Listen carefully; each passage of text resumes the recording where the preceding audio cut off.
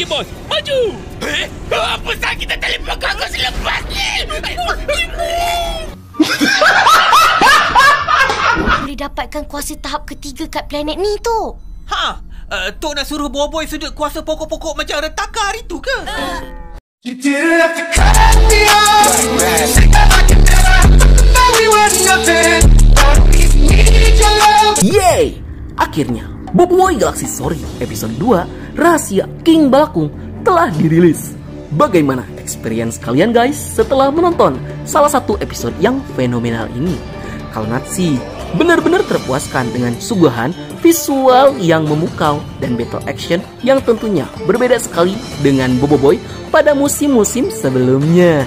Jadi di konten kali ini kita bakal bahas hal menarik apa saja yang terjadi dalam episode kedua kali ini. Dan biar gak kelamaan, mending langsung saja kita mulai review Boboiboy Galaxy musim 2 episode 2 Rahasia King Balakung. Let's check this out. Yay!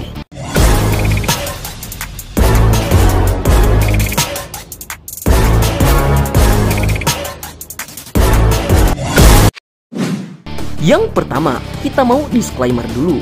Episode kali ini adalah gabungan cerita dari Komik Boboiboy Galaxy musim 2 isu 2 dan Komik Boboiboy Galaxy musim 2 isu 4. Yang dimana hal ini bisa terjadi karena pada awalnya Monster tidak merencanakan untuk mengadaptasikan Komik Boboiboy Galaxy musim 2 menjadi animasi.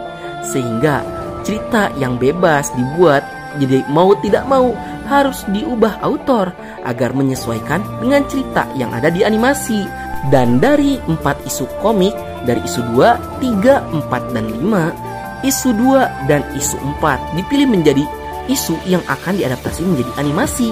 Itu pun kedua isu tersebut akan mendapatkan perubahan cerita kembali, yang itu dikarenakan cerita dari kedua isu itu harus cukup untuk satu episode karena akan diadaptasi menjadi episode kedua dari Boboiboy Galaxy Story.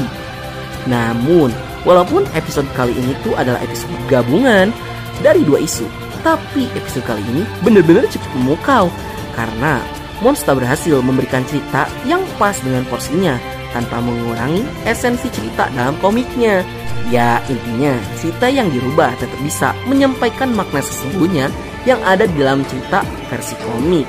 Ya walaupun kita tetap mendapatkan hasil akhir dari Komik Boboiboy Galaxy musim 2 isu 3 dan isu 5 yang tetap tidak diadaptasi menjadi animasi. Kita pindah ke visual animasi. Jujur, sebenarnya banyak yang berkomentar jika Boboiboy yang ada di Boboiboy Galaxy musim 2 mendapatkan revamp tampilan yang mencolok. Yang sebenarnya bagi Nat, hal ini tidak terlalu mengganggu Nat karena Boboiboy itu akan ekspresif sesuai dengan sudut pandang penonton dan elemental yang sedang dia gunakan. Tapi perlu diketahui juga oleh Monster jika banyak masukan dari para fans yang jika mereka itu lebih suka tampilan Boboiboy yang sebelumnya, terutama tampilan Boboiboy yang ada di Boboiboy Movie 2 yang secara proporsi wajah jauh lebih terlihat dewasa dan gagah. Yang jika dibandingkan dengan visual Boboiboy Galaxy musim 2, Nat gak bilang jelek ya, tapi Boboiboy di sini terlihat jauh lebih gemoy dari Boboiboy yang ada di Boboiboy Movie 2. Entah cuma perasaan Nat atau kayaknya Boboiboy versi normal malah kelihatan terlalu imut. Bahkan ada yang berpendapat wajah Boboiboy itu seperti gabungan antara wajah Boboiboy kecil di series Boboiboy yang digabungkan dengan wajah Boboiboy remaja yang ada di series Boboiboy Galaxy. Yang hal ini tuh bukan buruk. Sekali lagi Nat bilang ini tuh nggak jelek, tapi kembali ke selera para penonton masing-masing soal cara pandangnya ke tampilan Boboiboy yang baru. Dan penilaian pribadi Nat, tampilan Boboiboy yang baru itu tidak buruk juga, not bad lah, tapi nggak terlalu wow juga karena Nat rasa Boboiboy yang baru jauh lebih gemoy dari sebelumnya. Ya lihat aja perbandingan foto ini, posenya sama. Boboiboy Story yang baru malah kelihatan jauh lebih gemoy. Atau kita bisa anggap aja Boboiboy itu gemukan setelah time skip dari Boboiboy Movie 2 ke Boboiboy Galaxy musim 2. Ya enggak sih?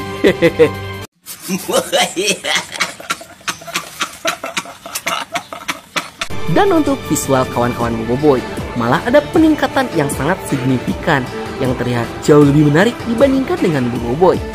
Yaya tetap terlihat anggun, masih terlihat sopan dengan pakaian yang menutup auratnya dan gimmick topi di hijab yang masih dipertahankan dari Boboiboy Movie 2. Ying tetap terlihat cute, imut, lucu, dan Ying terlihat lebih jauh ekspresif dan luas di musim kedua kali ini. Dan syukurlah baju lengan panjang loreng birunya di-comeback-kan, yang hal ini membuat kita nostalgia dengan desain Ying pada awal series. Gopal besar, ireng, dan nyebelin seperti biasa. Tapi coba kalian definisikan sendiri si Gopal itu seperti apa di kolom komentar. Tapi Nat lebih suka proporsi tubuh Gopal di musim kedua ini. Feng, oh mamen, ketimbang Boboiboy, Nat yakin ciwi-ciwi jauh lebih suka dengan desain Feng yang terbaru. Feng yang sekarang terlihat jauh lebih cool berbanding menarik sama kepribadiannya yang semakin nyeleneh di musim kedua sebenarnya. Berikutnya kita bahas performa Guru Gaharum, yang sebenarnya Nat udah sering banget bahas si pohon tua satu ini. Tapi Nat merasa Guru Gaharum merupakan salah satu karakter yang penganimasiannya sangat mirip dengan Guru Gaharum versi komiknya. Ya kalian bisa bandingkan sendiri. Dan karakteristiknya cukup memorable sekali, karena setiap kali dia berbicara, dia selalu menggunakan pantun. Ya Monsta emang gak pernah gagal bikin karakter unik. Yang pasti mereka selalu punya value yang menarik sehingga selalu diingat oleh para fans. Berikutnya kita ada Kuali. Ya walaupun sama-sama alien ras manusia pohon, tapi sepertinya Kuali memiliki ras yang berbeda dengan Guru Gaharum. Ya mungkin Guru Gaharum ya jenis pohonnya beringin gitu. Ya kalau Kuali itu pohon bayem, ya canda bayem.